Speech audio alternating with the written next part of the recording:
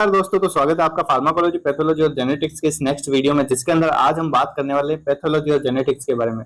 Previous video में मैंने BSc nursing semester exam के लिए फार्माकोलॉजी से रिलेटेड जितना भी इंपॉर्टेंट कंटेंट है उसको कैसे लिखना है, कौन सी इंपॉर्टेंट क्वेश्चन है, कौन सी ट्रिक्स का यूज करना है, कैसे अपन को पढ़ना है, उसके रिगार्डिंग वीडियो बनाया था। अब हम पैथोलॉजी और जेनेटिक्स की बात करते हैं। वो वीडियो थोड़ा सा बड़ा हो गया था क्योंकि भाई उसमें काफी चीजें मेरे को कवर करनी थी। बट अब हम बात करते हैं पैथोलॉजी और जेनेटिक्स को कैसे कवर करना है, इसको हम कहाँ से पढ़ेंगे तब हमारे अच्छे नंबर आएंगे, इसमें कैसे आंसर्स लिखे जाते हैं, उन सब के बारे में हम धीरे धीरे सब समझते हैं। ठीक है, कौन कौन से टिप्स है, कौन सी ट्रिक्स है जिसको हम फॉलो करके अच्छे नंबर ला सकते हैं, उन सारे ही फैक्टर पे हम बात करेंगे। तो यहाँ पर मैं हाईलाइटर यूज कर लेता हूँ और जो भी इंपॉर्टेंट चीजें होगी उन सबको हम हाईलाइट करते हुए चलेंगे, सो दैट हमें पता चले कि हमारे पैथोलॉजी के सिलेबस में कौन कौन सी ऐसी चीजें इंपॉर्टेंट है, कैसे लिखना है आंसर्स को, और कौन से टिप्स और ट्रिक्स है जिनको फॉलो करना है ताकि एग्जाम में बहुत ही अच्छे नंबर आए। जैसा कि मैंने बोल दिया है पहले ही कि फार्मा पैथो और जेनेटिक्स का एक ही पेपर आता है, जिसमें पैथो और जेनेटिक्स एक साथ आती है और फार्माकोलॉजी अलग आती है। हाफ पेपर फार्माकोलॉजी का बनता है, हाफ ऑफ पेपर है वो आपकी पैथोलॉजी और जेनेटिक्स का बनता है। तो समझते हैं, इंपॉर्टेंट क्वेश्चंस पे बात करते हैं। देखो, पहले तो जब आप पैथोलॉजी को स्टार्टिंग करोगे तो कुछ बेसिक टॉपिक होते हैं जिनको आपको इन सेंस की पढ़ना ही होता है। इन बेसिक टॉपिक में से 2 टॉपिक पे क्वेश्चन आता है। ठीक है, ये जो मैंने यहाँ पे 1 2 3 4 5 6 7 टॉपिक लिख रखे हैं, ये ऐसे जनरल टॉपिक है पैथोलॉजी की जो स्टार्टिंग्स होती है। ये समझाते हैं कि पैथोलॉजी क्या होती है, पैथोलॉजिकल चेंजेस क्या आते हैं। तो इनमें मैं आपको टॉपिक्स के एक बार नाम बताता हूँ, वो आपको एक बार पढ़ लेने हैं। जैसे इन्फ्लामेशन आपको पढ़ना है, नेक्रोसिस आपको पढ़ना है, गैंग्रीन के बारे में पढ़ना है, वुंड हीलिंग के बारे में पढ़ना है, नियोप्लेजिया के बारे में पढ़ना है, थ्रोम्बोसिस और एम्बोलिज्म के बारे में पढ़ना है, ट्रांजुडेट और एक्जुडेट्स के बारे में पढ़ना है। अब इसमें मैं आपको इन सब में से जो मोस्ट इंपॉर्टेंट है वो आपको बता देता हूँ। वुंड हीलिंग आपको बहुत ही अच्छे से पढ़ना है भाई, वुंड हीलिंग आपको बहुत ही अच्छे से पढ़ना है। ठीक है, देन नियोप्लेजिया बहुत ही अच्छे से पढ़ना है, नियोप्लेजिया में से एक सवाल पक्का आता है। देन आपको पढ़ना है ट्रांजुडेट और एक्जुडेट, इसमें एक छोटा सवाल बनने के बहुत ही ज्यादा चांस रहते हैं। ये 3 तो मोस्ट इंपॉर्टेंट है। फिर थ्रोम्बोसिस और embolism is important topic, less important है बट इंपॉर्टेंट है क्योंकि उम्र भर ही आपको झेलना पड़ेगा, काम आएगा। इन्फ्लामेशन के बारे में आप पढ़ लेना, इसके स्टेजेस पढ़ लेना है कि किस प्रकार से होता है। देन नेक्रोसिस और गैंग्रीन में मतलब समझ लेना कि इनका मतलब क्या होता है, किस प्रकार से काम आता है, क्योंकि ये सेल इंजरी नाम से टॉपिक्स आते हैं। ठीक है, अब इंपॉर्टेंट क्वेश्चंस में मैंने आपको ये बता दिया कि इन चीजों को आप कवर करके जब चलोगे तब आपका सारा काम यहाँ से मोस्ट जो काम है वो हो जाएगा यहाँ से। तो यहाँ से 2 क्वेश्चंस आपको देखने को मिलेंगे। अब बात करते हैं स्पेशल पैथोलॉजी की। स्पेशल पैथोलॉजी का मतलब है पैथोलॉजिकल चेंजेस के बारे में। पैथोलॉजिकल चेंज कैसे लिखने हैं उसका फॉर्मेट अभी बताऊंगा। देखिए, पैथोलॉजी में हम एमएसएन की तरह पैथोलॉजिकल चेंजेस लिखते हैं। एमएसएन में हम नर्सिंग मैनेजमेंट वाला पोर्शन लिखते हैं, एमएसएन में हम मेडिकल मैनेजमेंट लिखते हैं। वो चीजें यहाँ नहीं लिखते, थोड़ा सा एमएसएन से मॉडिफाई करके यहाँ लिखते हैं। पर एमएसएन अगर आपको आती है तो पैथोलॉजी आपके लिए लिखना आसान हो जाएगा। कैसे? अब जैसे बता देता हूँ पहले टॉपिक कौन कौन से इंपॉर्टेंट है। जैसे रेस्पिरेटरी सिस्टम है तो उसके अंदर आपको भाई पढ़ना है ट्यूबरकुलोसिस के बारे में।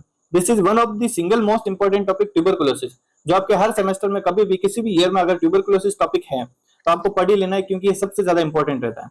देन लंग एब्सिस और एम्फाइसीमा, ठीक है, ये 2 टॉपिक। देन कार्डियोवैस्कुलर में बात करते हैं atherosclerosis, rheumatic heart disease, endocarditis और एमआई, है ना। इसमें से एमआई और एथेरोस्क्लेरोसिस थोड़े मिलते जुलते हैं लेकिन दोनों मोस्ट इंपॉर्टेंट है ना।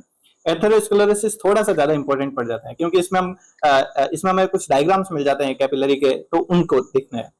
गैस्ट्रो इंटेस्टाइनल ट्रैक्ट की बात करें, जीआई सिस्टम की अगर बात करें तो यहाँ पर पेप्टिक अल्सर डिजीज, ये सिंगल मोस्ट इंपॉर्टेंट टॉपिक है यहाँ का। एक इन्फ्लेमेटरी बाउल डिजीज करके भी पूछ सकते हैं। Liver cirrhosis, one of the most important topic GI system का, है ना। लिवर सिरोसिस बहुत इंपॉर्टेंट रहता है। कोलिसिस्टाइटिस, इसके बारे में भी आप पढ़ सकते हैं। देन स्केलेटल सिस्टम की अगर बात करें तो bone healing, one of the most important topic, bone healing यहाँ से पढ़ना पड़ता है। ओस्टियोपोरोसिस के बारे में आपको पढ़ना है, ये भी इंपॉर्टेंट रहता है। देन रूमेटॉइड आर्थराइटिस भी थोड़ा बहुत इंपॉर्टेंट टॉपिक है, ठीक है। हालांकि इतना नहीं है जितना ये अपना ट्यूबरकुलोसिस और लिवर सिरोसिस है, लेकिन स्केलेटल से अगर कुछ पूछा गया तो इन दोनों के चांसेस ज्यादा होंगे। इसमें से भी बोन हीलिंग और ऑस्टियोपोरोसिस मेजर इंपॉर्टेंट क्वेश्चंस में आते हैं। देन बात करते हैं एंडोक्राइन सिस्टम की, जिसमें आप थायराइड कार्सिनोमा के बारे में पढ़ सकते हो। देन अगला है किडनी रिलेटेड। देखो, एक चीज और बता देता हूँ, एक बार अगर आप पैथोलॉजिकल चेंजेस लिखना सीख गए तो मेरी बात मानिए, अगर आपको कुछ भी नहीं आता है पैथोलॉजिकल चेंज में, फिर भी मैं आपको पन्ने भरना सिखा दूंगा, उसमें टॉपिक्स में लिखना सिखा दूंगा। थोड़ा बहुत आप नाम से एक्सप्लेन कर दोगे चीजों को। अगर आपको एमएसएन का थोड़ा नॉलेज है तो भी आप इन चीजों को लिख लोगे, ठीक है। क्योंकि मैंने कभी भी ये पैथोलॉजी के हर्ष मोहन वगैरह जैसी बुक्स नहीं उठाई है, मैंने कुछ टेक्निक्स का यूज किया था जिससे मेरा सारा काम हो जाता था। आप भी उनका यूज करिएगा, आपका भी सारा काम हो जाएगा। तो बात करते हैं किडनी रिलेटेड में, जैसे glomerulonephritis, renal calculi, renal cell carcinoma, इसमें भैया ग्लोमेरुलोनेफ्राइटिस इज मोस्ट इंपॉर्टेंट, ठीक है। देन आगे बात करते हैं मेल जेनाइटल सिस्टम की, जिसमें क्रिप्टो आर्किटिज्म, टेस्टिकुलर एट्रोफी और बीपीएच, जिसमें BPH is more important. Then female genital tract की बात करते हैं, कार्सिनोमा सर्विक्स या in situ carcinoma, this is most important, है ना, most important carcinoma cervix. Then uterine fibroid के बारे में भी थोड़ा बहुत पढ़ लेना है, नॉलेज रखना है। देन अगला है ब्रेस्ट के अंदर टॉपिक आता है तो ब्रेस्ट कैंसर, ब्रेस्ट टॉपिक आता है तो उसमें breast cancer is more important. अभी रिसेंटली भैया मेनिंजाइटिस वगैरह के सवाल पूछे जा रहे हैं, तो मेनिंजाइटिस को पढ़ लेना, हालांकि थर्ड ईयर का टॉपिक है लेकिन यहाँ पूछने लगे हैं। एंसेफेलाइटिस थोड़ा बहुत मेनिंजाइटिस से ही रिलेटेड है, तो एंसेफेलाइटिस भी आपको पढ़ना है। तो ये तो हो गए मेजर जो सिस्टम्स होते हैं उसके अंदर पैथोलॉजिकल चेंज। पैथोलॉजी को आप 3 भागों में बांट दो, है ना, एक तो जनरल टॉपिक, एक पैथोलॉजिकल चेंज वाला हिस्सा जिसमें मैंने आपको ये सारी डिजीज बताई है और अभी बता दूंगा इन डिजीज को कैसे लिखना होता है। देन तीसरा आता है जिसमें आते हैं टेस्ट लाइक क्लिनिकल पैथोलॉजी जिसको बोलते हैं, जैसे CSF analysis, semen analysis, urine analysis, stool examination, blood culture, bone marrow examination, BT, CT, APTT, PT, sputum culture, wound healing और इसके फैक्टर अफेक्टिंग जो मैंने आपको पहले ही बता दिया एलिजा। अब इनमें अगर आप बोलोगे कि इन टेस्ट में से सबसे मोस्ट इंपॉर्टेंट कौन सा है, तो CSF analysis, CSF analysis, CSF analysis, CSF analysis सबसे इंपॉर्टेंट, एलिजा सबसे इंपॉर्टेंट, ठीक है। स्पुटम कल्चर देन इंपॉर्टेंट रहेगा, यूरिन एनालिसिस इज इंपॉर्टेंट, ठीक है। स्टूल एग्जामिनेशन और सीमन एनालिसिस ठीक ठाक इंपॉर्टेंट है। बाकी सारी चीजें कम पूछी जाती है, आप पढ़ सकते हो, एक बार पढ़ लेना, एक बार रीड आउट कर लेना, इनमें से ज्यादा क्वेश्चन आते हैं। अब अगला सवाल अपना ये रहेगा कि आंसर कैसे लिखना है पैथोलॉजी के अंदर। अगर सवाल आएगा तो उसको किस हिस्से से कौन कौन सी हेडिंग लगा के हम लिखेंगे, तो हम समझते हैं। तो देखो, सबसे पहले जब भी पैथोलॉजी का सवाल आए तो ठीक है, आप इंट्रोडक्शन लिख दोगे कि कोई भी डिजीज है उसके बारे में क्या उसका इंट्रोडक्शन है। देन आप लिखोगे उसकी डेफिनेशन और उसकी टाइप, अगर टाइप है तो, ठीक है। डेफिनेशन और क्लासिफिकेशन आपको उसका इंक्लूड करना है, ये इंपॉर्टेंट रहता है। देन आपको इन शॉर्ट क्लिनिकल मैनिफेस्टेशंस लिखने हैं, ज्यादा बड़ा चढ़ा के नहीं लिखने, clinical manifestation. Then diagnostic evaluation भी आपको इन शॉर्ट बस नाम लिख लें, ज्यादा बड़ा चढ़ा के नहीं लिखना है। देन वेरी इंपॉर्टेंट हिस्सा, सबसे इंपॉर्टेंट हिस्सा जहां से आपको नंबर मिलेंगे वो है हिस्टोपैथोलॉजिकल चेंजेस, मतलब कि टिश्यू के अंदर या सेल के अंदर कौन कौन से चेंजेस आएंगे। उसमें 2 हेडिंग डालनी है आपको, एक ग्रोस चेंजेस नाम से कि बड़े बड़े ऑर्गन में, मतलब ऑर्गन में बड़े बड़े क्या क्या चेंजेस आएंगे, और एक होता है माइक्रोस्कोपिक चेंज, अंदर की सेल्स तक वो बीमारी किस प्रकार से प्रभाव डालेगी। जैसे अगर टीबी हुई है तो टीबी की वजह से लंग्स के अंदर बड़ा बड़ा क्या प्रभाव पड़ेगा, ग्रोस चेंजेस क्या आएंगे, और अंदर सेल तक कैसे टीबी इफेक्ट करेगी, जिसको हम माइक्रोस्कोपिक चेंज बोलते हैं, है ना। और ये जो हिस्टोपैथोलॉजिकल चेंज है ये बहुत इंपॉर्टेंट है, कैसे लिखना है मैं सब सिखाऊंगा। और उसके बाद इन चेंजेस के बाद में आपको एक प्यारा सा डायग्राम बनाना सीखना है।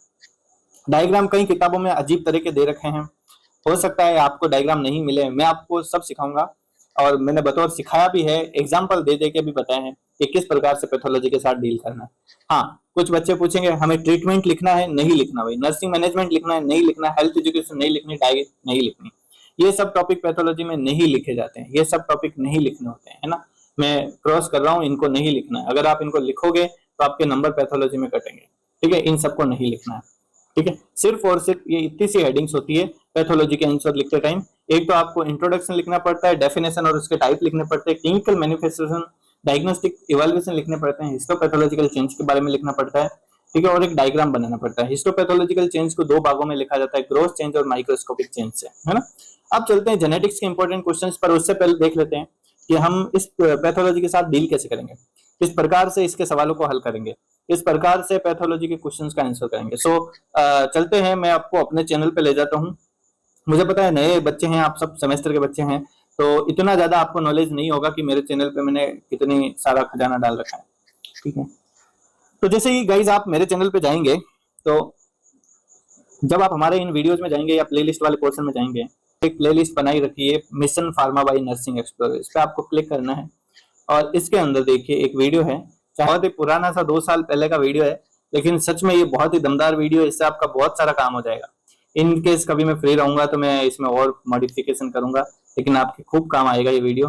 कोई भी डिजीज है उसका पैथोलॉजिकल चेंज कैसे लिखना होता है उसका मैंने प्रॉपर वीडियो बनाया है, ठीक है, और कैसे आप इसका काम तमाम कर सकते हो, पैथोलॉजिकल चेंजेस में भाई क्या चीजें आती है क्या नहीं आती है, जुगाड़ कैसे लगाना है, वो सब बताया। अब इसके ना एग्जाम्पल वीडियो बनाए थे मैंने कि भाई कैसे लिखना है उसका, भाई हमें पता भी तो लगे, बढ़ा देनी है। तो उसके लिए आपको मैं बताता हूँ, आपको जाना है हमारे चैनल पे लाइव वाले सेक्शन में। जब आप हमारे लाइव वाले सेक्शन में जाओगे तो लाइव वाले सेक्शन में भैया पीछे ही नीचे थोड़ा सा एक तो देखो मैंने वुंड हीलिंग पढ़ा रखा है, वुंड हीलिंग आप पढ़ सकते हो, ठीक है। पैथोलॉजिकल चेंज पढ़ा रखा है, देखो यहाँ पर आपको वीडियो दिख रहा होगा, लिवर सिरोसिस और पेप्टिक अल्सर डिजीज का ये पर्टिकुलर वीडियो बना रखा है। और इस वीडियो में मैंने भैया सारा नोट्स भी है ना, होना होता है और किस तरीके से लिखना है वो प्रेजेंटेशन भी बताया है, साथ ही साथ डायग्राम कहाँ से उठाने वो भी बताया है ना, डायग्राम बना भी रखे हैं इसमें और कहाँ से उठाने वो भी बता रहे हैं, सब कुछ बता रखा है, उससे आपका सारा काम हो जाएगा। पैथोलॉजिकल चेंजेस वेंजेस कैसे लिखते हैं कैसे नहीं लिखते हैं ये सारी चीज आपकी कवर हो जाएगी। अगर पैथोलॉजी में ऐसा सवाल आता है तो मैं ये अब हम चलते हैं अपने जेनेटिक्स के इंपॉर्टेंट क्वेश्चंस पर, है ना। अब जेनेटिक्स के इंपॉर्टेंट क्वेश्चंस में देखें तो भाई सबसे पहले हमको जेनेटिक्स में एक पहला ही सवाल याद कर लेना है, practical application of genetics in nursing. Nursing के अंदर जेनेटिक्स का क्या काम आएगा, ठीक है। देन छोटे छोटे टॉपिक्स हैं, sex determination, error in transmission, structure of gene, ठीक ठाक इंपॉर्टेंट है, ज्यादा इंपॉर्टेंट नहीं है। यहाँ पर स्ट्रक्चर ऑफ जीन वाला टॉपिक थोड़ा अच्छे से पढ़िएगा। देन अगला है सेकंड यूनिट इसकी जो है उसमें है prenatal testing and diagnosis, this is one of the most important. अगला Down syndrome one of the most important, infertility one of the most important, neural tube defect one of the most important, ठीक है। Spontaneous abortion important, कंsanguinity atopy important, ठीक है। Second unit सबसे ज्यादा important है। यहाँ पे जो ये सवाल दे रखे हैं इन सवालों को आपको थोड़ा अच्छे से करना है। इसमें भाई न्यूरल ट्यूब डिफेक्ट तो 5 स्टार टॉपिक है, इस बार पक्का बनेगा, एमसीक्यू भी इस पे ही बनता है। डाउन सिंड्रोम 5 स्टार टॉपिक है, पक्का बनेगा, एमसीक्यू भी बनता है। प्रीनेटल टेस्टिंग डायग्नोसिस पे इतना वो है कि भाई इसका थ्योरी और इसमें जो टेस्ट वगैरह पढ़ने, इनफर्टिलिटी पे सवाल बनते हैं।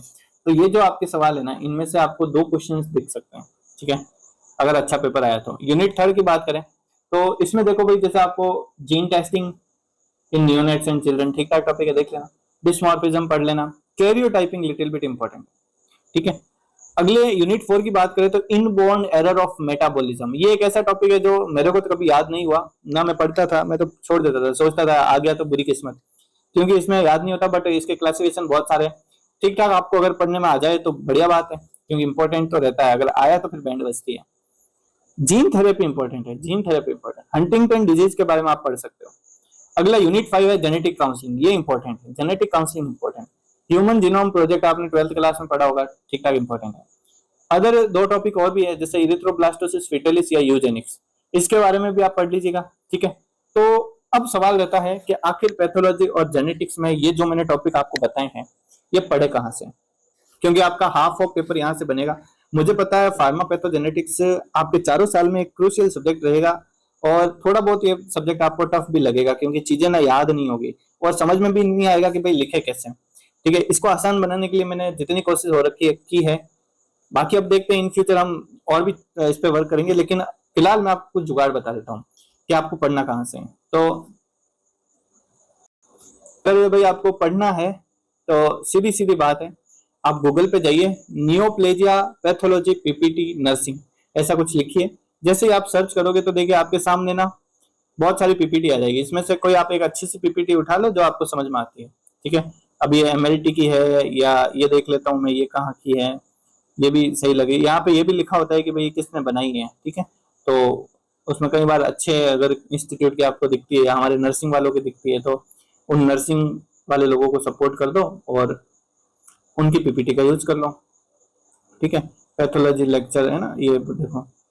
तो इसमें से भाई जैसे ही आप जाओगे या कई बार भाई नहीं मिले तो ऐसे इमेज सेक्शन में भी आप जाके ये पीपीटी डायरेक्ट सर्च कर सकते हो, है ना, इन पीपीटीओ को यहाँ से भी विजिट कर सकते हैं। तो अब जैसे आप पैथोलॉजी में ये टॉपिक आपने देखा तो नियोप्लेजिया के बारे में टोटल जो भी कंटेंट है वो यहाँ पे आ जाएगा, ठीक है। इसमें से आप बस पढ़ते जाओ, जो आपको अच्छा कंटेंट मिले उस कंटेंट को ले लो, ठीक है। उस कंटेंट को उठा लो, उसको याद कर लो, उसको लिख लो, ठीक है। अपने कंसाइज नोट्स बना लो। ऐसा नहीं है कि भाई पूरा इसको छापना होता है, ये तो कई बार बहुत अच्छी पीपीटी भी होती है, बहुत डिटेल्ड पीपीटी भी होती है। तो ठीक ठाक आपको जो इजी चीजें लगती है आप उनको ले लो, ठीक है। जो इजी चीजें लगती है उनको पढ़ लो, आपका काम हो जाता है। तो ये जैसे यहाँ से आ गया और जेनेटिक काउंसलिंग और यहाँ पे नर्सिंग की एक पीपीटी आ जाएगी, इसको देख लो, इसको पढ़ लो, जो जो चीज आपको अच्छी लगती है वो रख लो। तो इस तरीके से आपको अपने नोट्स बनाने हैं और अपना काम करना है पैथोलॉजी जेनेटिक्स का, ठीक है। मैंने भी ऐसे ही किया था, मेरे साथ ही जो भी है टॉपर्स लोग हैं उन्होंने भी ऐसे ही किया था, ऐसे ही पढ़ी जाती है ये चीजें। बुक्स वगैरह है अगर आपके पास है तो अच्छी चीज है, कहीं के नोट्स है तो भी अच्छी बात है, बट यहाँ से इन चीजों को इस प्रकार से पढ़ना है। कम से कम आपको 4-5 दिन लगेंगे पैथोलॉजी पढ़ने में और 1 या 2 दिन आपको जेनेटिक्स पढ़ने में लगेंगे, इससे ज़्यादा नहीं देना। फार्मा में थोड़ा सा टाइम लगता है, बार बार थोड़ा रिवाइज करो, A4 शीट पे लिख लिख के याद करो, but pharma A to end आपको याद हो जाएगी। ठीक है, तो thank you so much for watching this video. I hope कि आपके लिए हेल्पफुल रहेगा। और अभी थोड़ा सा ये समझ लीजिए कि क्राइसिस टाइम है, बहुत सारे फ्लक्चुएशंस चल रहे हैं, तो इस हिसाब से टाइम थोड़ा सा कम मिलता है, बहुत मारामारी रहती है टाइम की। तो नए वीडियोज आने में कई बार दिक्कत रहती है, क्योंकि इधर ड्यूटीज रहती है, खुद को भी पढ़ना पड़ता है और बहुत सारी चीज़ें भी मैनेज करनी पड़ती है। तो ये समझ लीजिए कि भाई टाइम का इश्यू रहता है हमेशा। तो मेरा हमेशा मन करता है कि भाई मैं आपको ना हर सेमेस्टर का पढ़ा ही दूँ पूरा, कैसे लिखना है, एक एक टॉपिक है वो आपको पढ़ा दूँ यहाँ पे। बट ये है कि एक दिन में भी पॉसिबल नहीं है, और इस पूरे काम को करने में कम से कम 1 आध साल लग जाए, और उसमें मेरे को पूरा 1 आध साल डेडिकेट होके पढ़ाना पड़ेगा। तो उस हिसाब से तो भाई देख लो कि अभी इतना समय मैं नहीं निकाल पाता, तो इसलिए थोड़ा सा ये कंटिन्यूटी में कई बार ब्रेकडाउन रहता है, बट हम कोशिश करेंगे कि अपनी तरफ से 100% दें।